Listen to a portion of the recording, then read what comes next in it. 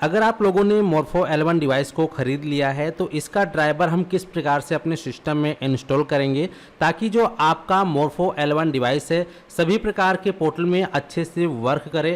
पूरा प्रोसेस आज की इस वीडियो में आपको हम स्टेप बाय स्टेप बताएंगे। अगर आप इस वीडियो को शुरू से लेकर अंत तक देख लेते हैं तो आपका जो मोर्फो L1 डिवाइस है जो है आपके सभी प्रकार के पोर्टल पे काम करेगा, चाहे फिर आपका किसी प्रकार का बैंक बीसी हो, आधार यूसीएल हो, या फिर किसी प्रकार का आपका जो है एपीएस का पोर्टल हो, या फिर आधार प्रिंट पोर्टल हो। सभी प्रकार के पोर्टल पे आपका जो मोर्फो L1 डिवाइस है प्रॉपरली वर्क करेगा। ठीक है, तो किस प्रकार से हमें इसका ड्राइवर को डाउनलोड करना है और इसको इंस्टॉल करना है अपने सिस्टम में, पूरा प्रोसेस बताएंगे। और आपको एक चीज़ का ध्यान रखना है कि जो मोर्फो L1 डिवाइस है इसके लिए आपके पास आपके सिस्टम में विंडोज़ 10 या फिर 11 होना चाहिए। अगर आपका विंडोज़ 7 है या विंडोज़ 8 है तो ऐसे में आपके सिस्टम में जो है ये ड्राइवर सपोर्ट नहीं करेगा। तो इसीलिए कोशिश यही करें कि आपके सिस्टम में विंडोज़ 10 और 11 होना चाहिए। तो चलिए जानते हैं किस प्रकार से हम इसका सेटअप करेंगे, किस प्रकार से हमें इसका डाउनलोडिंग करना है ड्राइवर का।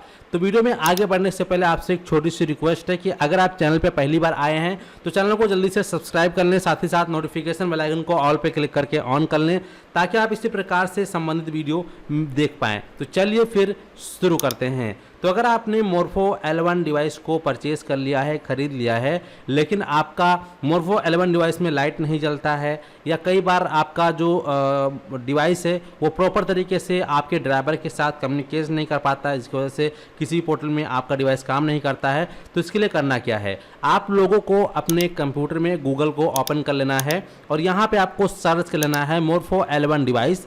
फिर इस प्रकार से आपके सामने फर्स्ट लिंक आएगा, register Idemia Morpho fingerprint biometric sensor. आपको इसी पे क्लिक कर देना है। जैसे ही आप इस पर क्लिक करते हैं आपके सामने इस प्रकार से पेज ओपन हो जाएगा। अब यहाँ पे पेज ओपन हो जाने के बाद यहाँ आपको डाउनलोड का एक ऑप्शन मिलेगा। डाउनलोड ऑप्शन में आएंगे, यहाँ आपको आरडी सर्विस ड्राइवर में दो ऑप्शन दिखाई देगा। पहला है MSO 1300 E3L0, दूसरा है MSO 1300 E3 RD-L1। तो आपको यहाँ पर RD-L1 वाले ऑप्शन पे क्लिक कर देना है।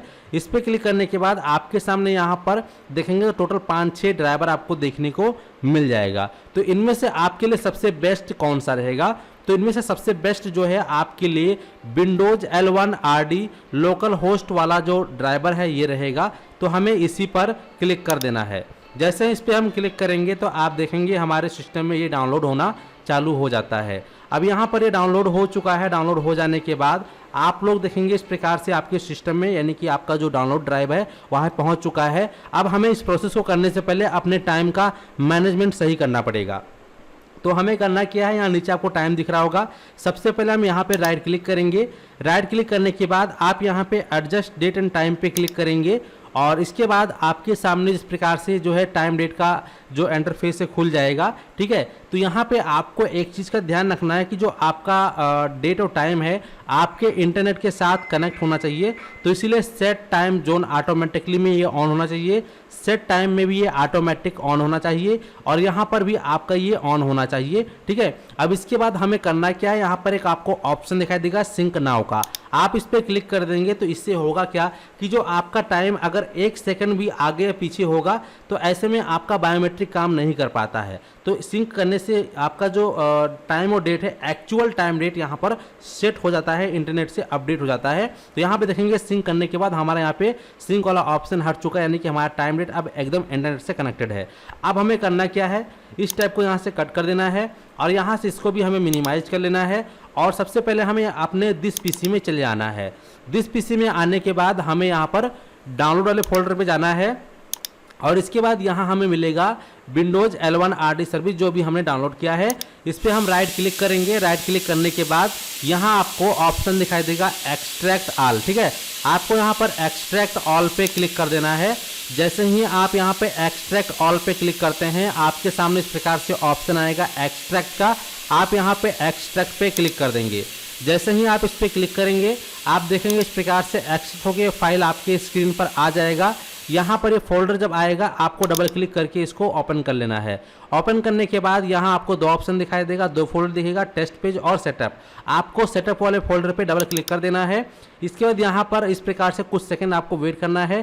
तो इस प्रकार से जब इसका इमेज जो है डिस्क और कंप्यूटर टाइप में बन के आएगा तभी आप यहाँ पर इसको इस प्रकार से राइट क्लिक करके सेलेक्ट करके राइट क्लिक करेंगे और यहाँ आपको ऑप्शन दिखाई देगा रन एज एडमिनिस्ट्रेटर, इस पर आप क्लिक कर देंगे।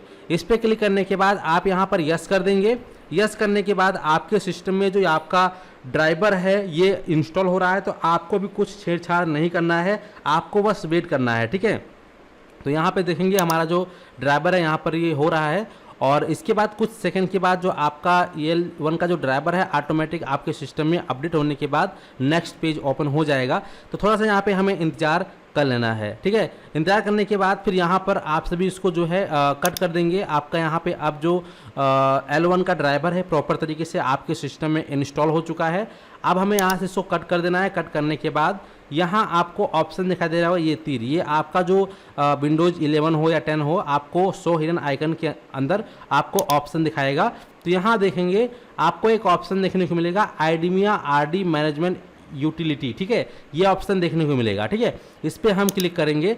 इस पर क्लिक करने के बाद यहाँ पे फिलहाल अभी हमने डिवाइस को कनेक्ट नहीं किया है, लेकिन अगर आपके पास डिवाइस है तो डिवाइस को पहले आप कनेक्ट कर लेंगे। आप कनेक्ट करने के बाद यहाँ पे आपके डिवाइस का नाम आ जाएगा, ठीक है। तो यहाँ पे देखिए कि अगर आपको कोई लोकल पोर्टल पे चला रहे हैं, जैसे कि आपका कोई APS का पोर्टल है या कोई CSC की सर्विस यूज कर रहे हैं, तो ऐसे में आपका सिंगल लोकल होस्ट पे ही काम कर जाएगा। तो अगर आपका जो किसी बैंक का BC है, जैसे मान लीजिए आपका एयरटेल पेमेंट बैंक का BC पॉइंट है या फिर किसी बैंक का BC पॉइंट मिला हुआ है, या फिर ऐसे आपका आधार यूजर वगैरह मिला हुआ, तो उस पर अगर आपका ये लोकल होस्ट काम नहीं करेगा, तो ऐसे में क्या करेंगे आप यहाँ पे सबसे पहले डुअल पे क्लिक करेंगे, ठीक है। और डुअल में आने के बाद यहाँ आपको 3 ऑप्शन दिखाई देगा। पहला है HTTP + HTTPS 127, ठीक है। तो जो आपका HTTP और + HTTPS 127.0.0.0 लिखा हुआ है, तो इसका मतलब ये है कि आपका अब जो ये बायोमेट्रिक डिवाइस है आपका लोकल पोर्टल में भी चलेगा, प्लस आपका जो बैंक BC का पोर्टल है उस पर भी चलेगा, ठीक है। तो इस प्रकार से आप लोग यहाँ पे इसको क्लिक करेंगे। क्लिक करने के बाद ये डुअल पे ही रहने देना है ताकि आपको बार बार छेड़छाड़ ना करना पड़े, और फिर सेव एंड चेंज पे क्लिक करेंगे तो जो आपका डिवाइस है ऑटोमेटिक यहाँ पर सेट हो जाएगा। इसके बाद तो आपका जो है बैंक BC में काम होगा, CSC की सर्विसेज में काम होगा। बाई चांस अगर किसी अन्य पोर्टल में आपका ये डिवाइस काम नहीं करता है तो इसी में फिर आप क्लिक करेंगे यहाँ पर, और यहाँ पे आपको ऑप्शन दिखाई देगा HTTP और HTTPS लोकल होस्ट। इस पर क्लिक करके आप जो दूसरे पोर्टल होते हैं, दूसरे पोर्टल, उस पर आप आसानी से फिर वर्क कर सकते हैं। बस यहाँ पर सेव चेंज करना है और बाकी अंदर से आपको कोई भी छेड़छाड़ नहीं करनी है। तो ये सिंपल सा प्रोसेस है जिसको कि आप डाउनलोड करके फिर यहाँ से अपने RD का जो है मैनेजमेंट कर सकते हैं, ठीक है। तो उम्मीद करते हैं कि आप लोग अच्छे से समझ गए हैं और आपका डिवाइस यहाँ पे अच्छे से कनेक्ट हो चुका होगा। हालांकि जो डिवाइस कनेक्टिविटी का जो टाइमिंग है यहाँ पे लगभग बात करें तो 30 से 40 सेकंड कई डिवाइसेस में, यानी कई सिस्टम में यहाँ पर 1 मिनट का समय ले लेता है कनेक्ट होने में, ठीक है, माइग्रेट होने में। तो इस प्रकार का आपको ध्यान रखना है और इसी प्रकार से आपको फिर काम करना है। उम्मीद करते हैं कि आप लोग अच्छे से समझ गए हैं। इस वीडियो को और भी लोगों तक शेयर कर दीजिएगा। अगर आपकी प्रॉब्लम सॉल्व हो गई है तो कमेंट सेक्शन में कमेंट करके बता दीजिएगा।